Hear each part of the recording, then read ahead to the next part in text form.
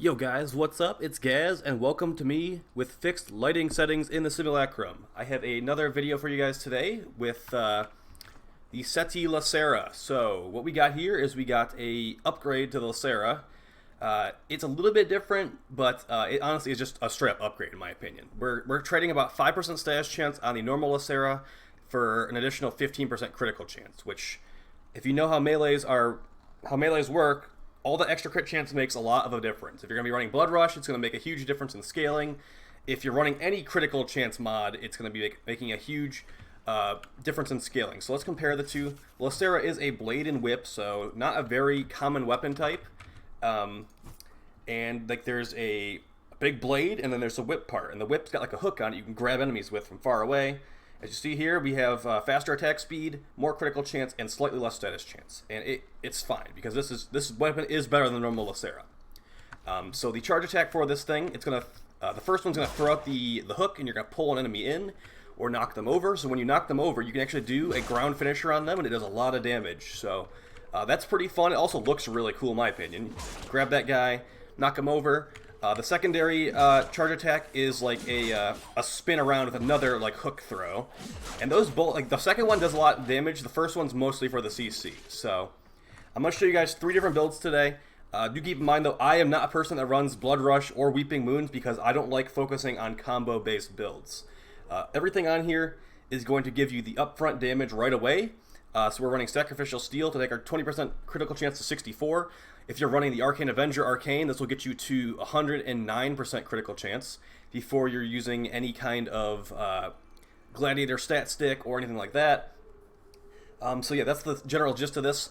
This thing's really good with Condition Overload because it's got IPS and base electrics. That's 4 off the bat that you can potentially proc. And on this build, we're running Electric and Viral. Pretty good combination for unarmored targets. We've also got a corrosive build. This thing can do corrosive and IPS really well. This is great against armored targets. And we've also got a rad toxin build as well, which is good against the Corpus in general. The radiation is good against their robots, and the toxin goes through their shields. And this one honestly can do fine against armored targets too, to an extent. So all 3 of these builds are really good, and they're very easy to switch between. You just basically switch one of the dual stat mods for another one. And you can potentially put a little bit more damage on here with a 90, but I've personally felt like I don't need the 90. I could just throw on, like, what was it called? Toxic. I already have Prime Fever Strike. Never mind. If you don't have Prime Fever Strike, you can put normal Fever Strike here. Definitely not going to make a huge difference. And then like just put another 60 here. So the ice one is called North Wind. Let's just try that real quick. And we're going to do the Vital Electric build on some Corpus enemies real quick.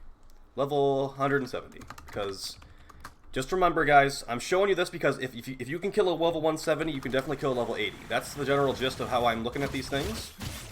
So it took like 4 hits to kill those guys. And that was like 2, and then the third one did about 80% of his health bar. Let's do the knockdown here. So we pulled him down, pulled him over, and then he is basically a sitting duck for our crazy ground finisher. So Vital Electric build, pretty good against those guys. Let's get some armored targets in here. We'll summon 3 gunners and 3 bombards. There will be a mission gameplay in this, guys. Don't you worry. I always try to put mission gameplays in my weapon build videos. I am not just doing the simulacrum. That's not how I do these videos. So we're going to still do Viral Electric. We will try the corrosive build after I kill these guys first. So, as you see, no blood rush required. I would not really recommend the Viral Electric build against these guys particularly, but it still does work. If you proc Slash with Condition Overload, it's going to be really juicy. That guy took a lot of damage. The hook knocking her over. The charge attacks like knocked him into the air, which is kind of annoying. I wish I'd never added that with the what is it called? The Warframe Revive, or actually that was Melee 3.0 when they added the lifted status. I don't like the lifted status. I don't know if you guys feel that way as well, but I feel like the lifted status is just frustrating. So, yep, I would definitely recommend the corrosive build on her. I think she's dead. And then you're basically dead too. Okay, cool. Alright, let's switch to the corrosive build, and then we're going to hop into a mission. Because, I mean, this thing is, it's okay. It's a good, I'd say it's a good weapon. I wouldn't call it like a top tier weapon at all. It's fun though. It's definitely fun to use it. It also looks pretty nice. It's got like this this like flowing effect on the blade itself that changes with your energy color, so that's always fun. This is a corrosive condition overload build against these armored enemies. As you can see, like the status procs are pretty common. Alright, that was a lot right there. Man, if you do a ground finisher with this thing, it does so much damage. Okay.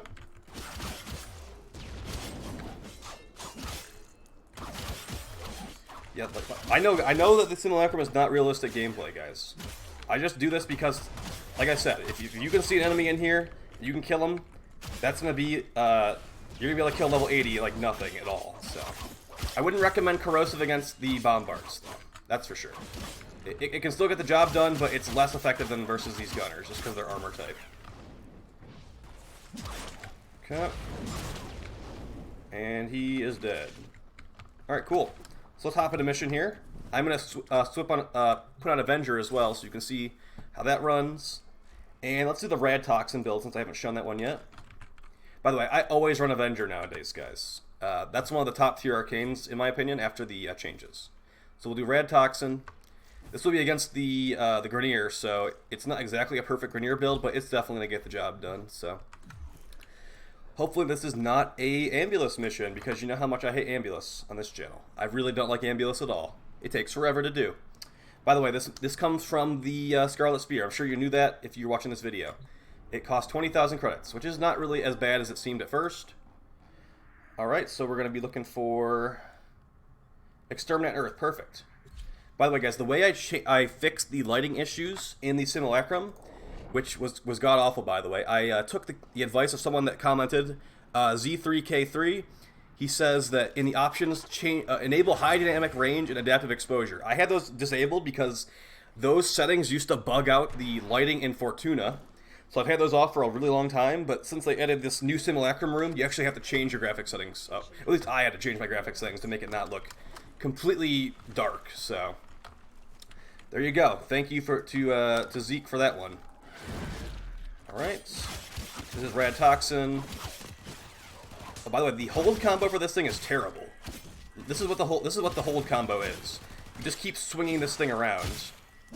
It feels like it might be bugged and it's not supposed to do that. But that's how it is, or at least for me. So keep that one in mind. So the Toxin's really good for bypassing shields, but there will be no shields in this mission, so we'll just be relying on the radiation and the condition overload to carry us here. Also, we're using Garuda, so the lower our health is on Garuda, the more damage we deal, so keep that one in mind. Now we're full health, we're dealing normal damage, like the normie frames will deal. And yeah, so as far as me recommending this thing to you guys, I'd say yeah, I would actually recommend this to you. I'd recommend this over the Bosmu, because this thing is pretty powerful out the box. We have no Riven equipped, because I don't have a Riven for this thing. And it does really good. Even without, like, stacking up combo. Like, we already have a 6x combo. Like I said, I don't run Blood Rush, I don't run Weeping Wounds, because I don't like relying on that. And with just upfront damage, this thing is doing great. This is like what I'd expect from like a heavily upgraded Kuva Shield Egg, or like a really powerful melee weapon like that. So, yeah, I would definitely recommend it to you guys. I'd say once they fix the event, like maybe next week, go for it. Like I said, I'm currently not wasting my time playing the event. I'm gonna wait until I see the prices for Energize and all that, like I said in the previous video, and then we'll see how it's looking. See if we can get the cat buff here. Yeah. We are going to probably be off by like 5-10 seconds. Now, as you see, against the gunner, the radiation toxin, not great. This is mostly a Corpus build, but it should still be okay. And yeah, guys, I know that I've been kind of like doom and gloomy about Warframe lately, but that's just because I care. Like, straight up, it's just because I care. If I didn't care about the game, I would probably have already quit doing content on it, to be honest, because there would be no reason for me to just keep making it. And yeah, that's like a lot of people that like are complaining right now. We're gonna get 10k Kuba, nice. A lot of people that are complaining right now, they just are complaining because they care. Some of the people probably are complaining because they hate the game and like they're stuck in streaming it. But that's not me. Like, I'm gonna stick with the game no matter what until the server shut down. It's gonna be like an Overlord situation where I'm in the dojo when the server shut down, and I'm saying goodbye to all the NPCs. But who knows? Maybe the servers won't shut down. I'll get stuck in the game forever. I'm just kidding around, guys. But yeah, Overlord's a great anime. It's probably my favorite anime, I'd say. Besides, like, I watched all of JoJo, so I'm waiting on Stone Ocean to come out eventually. And I'm already completely caught up on My Hero Academia as well. My Hero Academia had a couple dead episodes, in my opinion, but the current season's pretty good. Oh, we were so close. We almost got 10K there, but we were like 10 seconds off. But yeah, I'm actually really happy with the current season of My Hero Academia. Besides the most recent episode that was, I don't want to spoil it, but it was a little bit disappointing. Alright, shred those guys. And like, this is with Avenger, we're getting 109% crit chance. So everything is a guaranteed crit, and then we have a 9% chance to get an orange crit. When this thing orange crits, it's really deadly. Are you serious? If I would have waited 20 more seconds, we would have gotten... Oh my god. We almost got a 20k Kuva drop there, guys. And then I was like, I seriously was a little bit slow there, to be honest. That was me playing bad. If I would have like nailed it at spawn, we would have gotten, I think we would have gotten the 20k. So that's a big oof. But it is possible. I don't even know what the chances of that happening are, but that was lined up there to be a thing. But I can't really predict the future. And you know, I'm recording a video right now, so it's not exactly me going into full focus mode on the gameplay. As I said though, I would already recommend this thing to you guys. Pretty powerful. Got the base electric, got the IPS. Really good for CO. And also, I would never recommend to not run CO on this thing. Prime pressure point's not going to really get the job done like CO will here, just because of the potential damage. Well, let me correct that. Prime pressure point might get the job done, but you're not going to be getting anywhere near as much damage as you would be with CO with this thing, because, I mean, with this build currently we have, I think it's 5 different status procs that are potentially available to us. We've got the IPS, the Toxin, and the Radiation. That's really good, especially for a melee that is hybrid viable. Because if you didn't know this, hybrid weapons are the strongest in the game, where you can get like good crit consistency, good status, and then CO at the same time. That's gonna be your best bet. I can't pass up this big group of enemies up here, so we're gonna just murder them real quick. And yeah, guys, I really appreciate everyone that's been subbing the channel lately and been constructively criticizing or just commenting on the videos.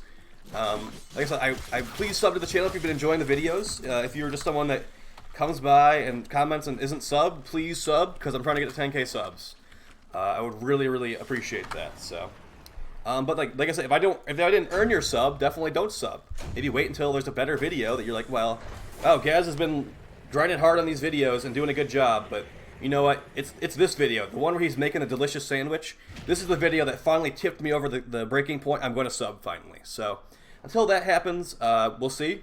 There might be a turkey sandwich video eventually in the future, but currently right now we're just going to keep doing Warframe weapon videos and complaining videos and all that kind of stuff that you've come to expect from Warframe content creators in 2020. So I'll talk to you guys next time. Please be a good person and stay healthy, and I will talk to you soon. There will definitely be a video tomorrow on something, because I've ran out of weapons. I could do another Kuva weapon, I guess, or it could be the complaining video I was thinking about doing today. So either way, see you tomorrow. Peace, guys.